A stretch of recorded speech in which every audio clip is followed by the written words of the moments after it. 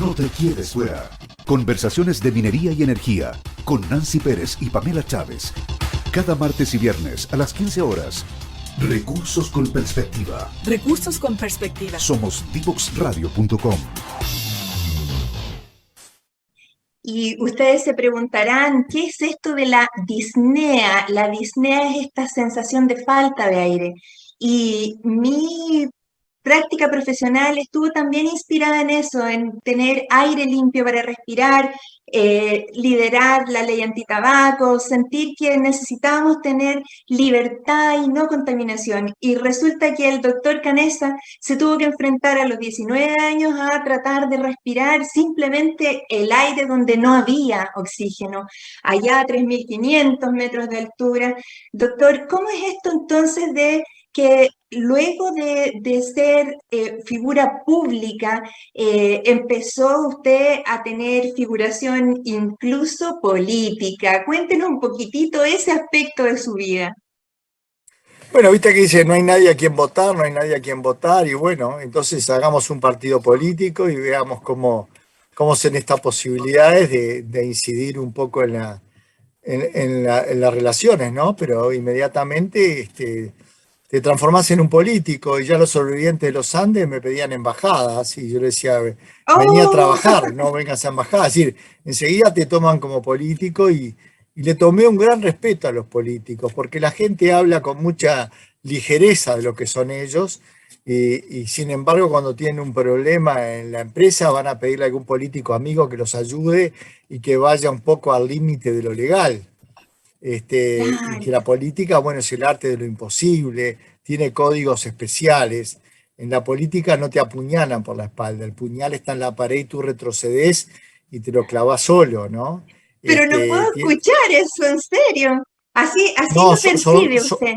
Son códigos poderosos el de la política. No existen traidores, existen traiciones en el sistema. Claro. Ya lo decía Churchill, ¿no? Si querés hacer política, tenés que comerte un sapo crudo todos los días, ¿no? A la mañana.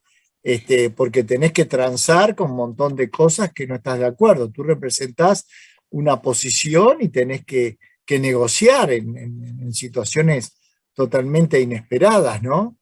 Y bueno, no era mi idea, y me parecía que no iba a estar ahí, además tampoco mi personalidad.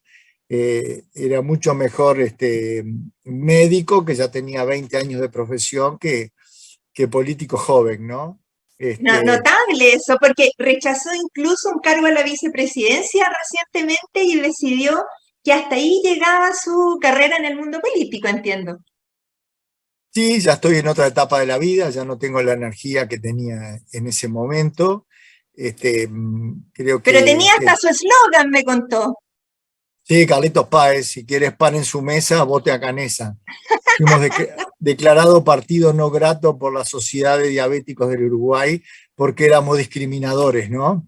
¿En Pidiendo serio? pan y nos olvidábamos de ellos, sí. Oh, qué tremendo. Bueno, pero ahora cuéntenos un poquito de este otro involucramiento que usted y ustedes como grupo tuvieron en la lucha contra el COVID, que es algo que nos ha pasado a todos universalmente. ¿Cómo fue esto? ¿Se dio espontáneamente? ¿Los llamaron? Ustedes claramente son figura pública en el Uruguay, pero ¿estaban enfocados? ¿Entendían la dimensión de lo que se veía venir? Se venía una realidad, llegamos a tener 500 pacientes en CTI y no había respiradores. A nivel mundial había una lucha, inclusive respiradores que salieron de China para Estados Unidos fueron incautados en Estambul con una ley, y entonces Marcio, que es el que nos maneja esta teleconferencia, vio que en Israel están haciendo unos respiradores que se pueden hacer con un motor de limpia parabrisas, y era un ambú que en lugar de a mano irlo inflando, tú lo podías inflar con un émbolo, ¿no? Y bueno, fue una esperanza para la gente quedó muy, muy contenta. Después vimos que... Pero contémosle a las personas que usted mismo lo ayudó a su diseño, que se llamaba Charrúa. En Charrúa, por los indios charrúas, y bueno, vino toda la televisión a casa a la puerta, decíamos que estábamos locos, pero pero le dio mucha esperanza a la gente, ¿entendés? De que no se iban a quedar asfixiados con esa falta de aire que había tenido yo en la cordillera, sino que había Claro. una posibilidad de darle aire a esas personas. Después inclusive desarrollamos otro que tenía las posibilidades de la presión positiva, de la meseta que tiene que quedar la inflación, es decir, acordarse que la Cosas parte muy pulmonar. técnicas de la ventilación. Claro, y después al mismo tiempo hablaba con Singolani, que están en Baltimore, porque tengo esa ventaja, que tengo amigos por todas las partes del mundo, yo levanto un teléfono y ya me contestan, y ya me decía, mira Roberto, no hay que poner el ventilador, porque hace una reacción inflamatoria terrible, y después viene la tormenta de las citoquinas, no las parás con nada, traten de no poner el respirador. Y bueno, justo ahí Israel había salido un poco de la pandemia, entonces otro amigo me dijo, ¿por qué no hablas con la gente de Israel a ver si no nos mandan unos técnicos, si nos mandan respiradores que ya no usen? Y bueno, el amigo de un amigo, como digo yo, y terminé Ya, hablando con Amit Gutkin en el hospital Tel HaShomer, que tiene 2.500 camas, y él el padre había sido uruguayo y venía todos los años a Uruguay, y le digo, Amit, ¿y cómo se hace esto? ¿Llamo al ministro? No, vos no llames a nadie. Andá ahí a la parte de mantenimiento del hospital, que van a haber 10 respiradores que no se usan, ¿en los serio? cargas y me los mandas a Uruguay. Y además, venite vos y traete algún médico de los que trabajan ahí. Bueno, después la comunidad judía en el Uruguay, que tengo varios amigos, fletaron el avión, los trajeron acá, y en ese momento de desesperación, que se morían, que no habían, ellos nos trajeron la calma de que se estaban haciendo las cosas bien, de que era así, de que la gente se iba a morir. Visitaron varios centros, aumentaron las dosis de corticoides, ajustaron los ventiladores, es decir, mucha de su experiencia fue transmitida, lo pudimos llevar al hospital de clínicas, que es el hospital público, lo pudimos llevar a los hospitales privados, y todo eso, con el agradecimiento del ministro de Salud Pública, del presidente, permitió a la gente la esperanza de que estábamos en el camino Correcto. apropiado, y mientras tanto fue pasando el tiempo, y varias personas que se salvaron y que todavía se escriben directamente con el médico de Israel, que era brasilero y se había ido a trabajar allá. O sea que siempre hay que estar atento en la sociedad a la posibilidad de salir a caminar en la dirección correcta. Claro, y que personas comunes pueden hacer obras extraordinarias cuando hay fe. Cuénteme, ya increíblemente nos quedan unos poquitos minutos de entrevista. eh, ¿Cómo es esto de que la nueva película de la épica está más bien centrada en las interacciones entre las personas más que en la historia de los sobrevivientes? Cuéntenos un poquito de eso. Bueno, estaban haciendo una película que era de una familia, Ana Bellón y su familia las agarra el tsunami con 3 hijos, y se separan toda la familia, increíblemente se reencuentran vivos después. Y cuando ¡Wow! estaba haciendo esta historia, Juan Antonio Bayona, leía el libro de La Sociedad de la Nieve, y en el capítulo mío justo yo decía, era imposible salvarse un accidente aéreo, era imposible sobrevivir a una luz, era Nunca había imposible ocurrido. que saliéramos caminando, era imposible. Y en ese momento Bayona dice, esta película tiene que llamarse Lo Imposible. Y ahí queda enganchado con esta película. Entre medio tuvo que hacer con Spielberg una de dinosaurios para ganar $400 millones, El Oh, Señor de los Anillos, que tenía que ganar 600 millones más, pero él estaba aburrido de todas esas fantasías. Él quería una película con de realidad, realidad. una película que fuera al fondo del ser humano. Y también él hizo una película que se llama Un monstruo viene a verme, que es de un niño que se le va a morir la madre, y el niño tiene una rebelión brutal, y habla con un árbol, que el árbol tiene como un fuego adentro, como una sangre. Y yo le pregunté, Jota, ¿y por qué pusiste? Y bueno, porque el árbol simboliza toda esa sangre y ese dolor que tiene ese niño adentro de él, ¿no? Y entonces creo que va a buscar una historia que va a ir al fondo del espíritu humano, y nos va a hacer rever de una manera diferente qué tenemos que valorar, que normalmente no hasta que se te cae el avión no te das cuenta que eras muy feliz. Exactamente.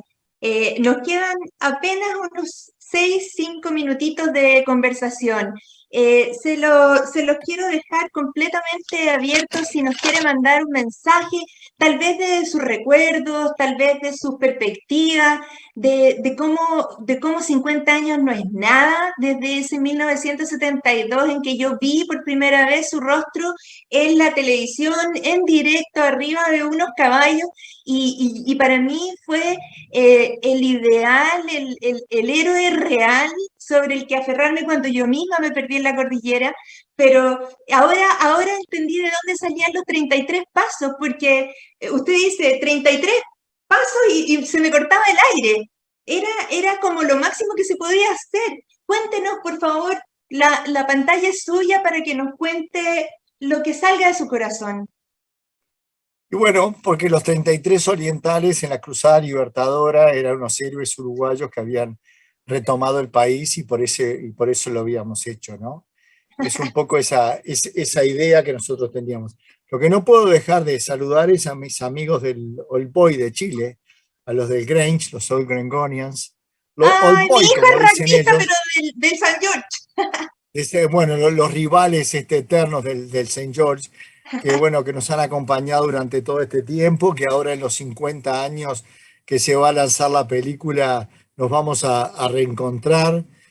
Nos seguimos escribiendo en un correo que tenemos a través de la cordillera, y bueno, y hemos vivido, nuestros hijos se enfrentaron, ahora nos queda solamente que se enfrenten los nietos. Los Y lo nietos. que no, y lo que no puedo borrarme de la cabeza es esa imagen de dados por muertos, de que más de 2 meses después que no se sabe nada, 2 muchachos cruzan la cordillera y llegan caminando a Chile a decir que están vivos. Yo realmente admiro muchísimo a esos jóvenes que ya no tienen, ahora el 17 de enero voy a cumplir 69 años, Sí. y me parece maravilloso y me emociona lo que lograron, ¿no? Con sus 19 años, que uno muy displicentemente, a veces a los jóvenes dicen falta experiencia, falta esas cosas, de ese logro. Imagínate